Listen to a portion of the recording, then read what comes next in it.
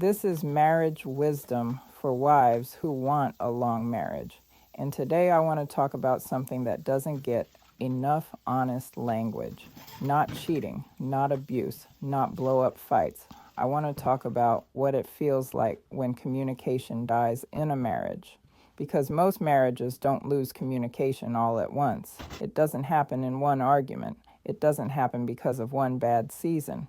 It fades quietly, slowly, over time.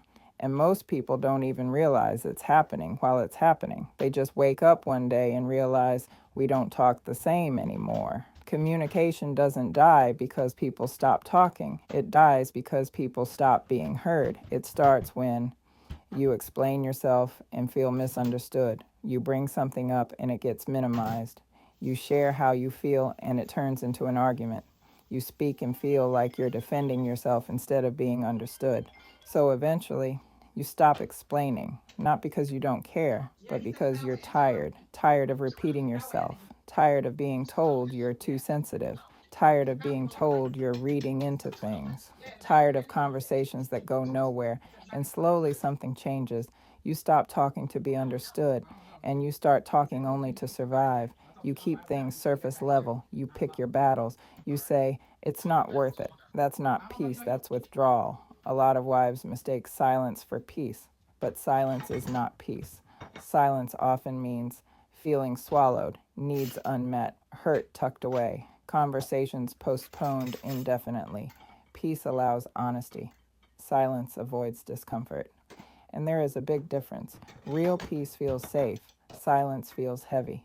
You can sit in the same room, watch the same TV, sleep in the same bed, and still feel completely alone. That's emotional loneliness inside marriage.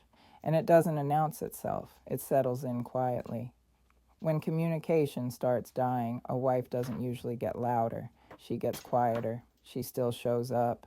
She still does what needs to be done. She still handles responsibility. But emotionally, she starts living alone inside the marriage. She stops sharing her thoughts, stops asking questions, stops expecting understanding, not because she doesn't care, but because caring without being heard hurts too much. That's where resentment begins. Not loud resentment, quiet resentment, the kind that says, I'll just handle it myself. I don't need to explain. I already know how this will go.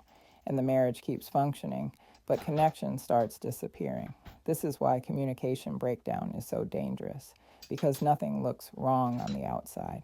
No scandal, no chaos, no obvious crisis, just distance. And distance is what turns spouses into roommates. Distance is what makes emotional reconnection feel awkward. Distance is what makes simple conversations feel forced. People don't leave marriages because they stopped loving. They leave because they stopped feeling safe, being honest. Long marriages don't survive because couples never disconnect. They survive because they recognize disconnection early. Repair doesn't mean perfect communication. It means consistent effort. It means addressing issues before resentment settles, choosing timing instead of reacting, listening without correcting, responding instead of defending, creating emotional safety again.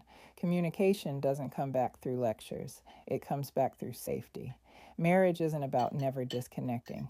It's about noticing when connection is slipping and caring enough to reach for each other again. If you want a long marriage, don't normalize silence. Protect communication. Protect emotional safety, because that's how long marriages survive.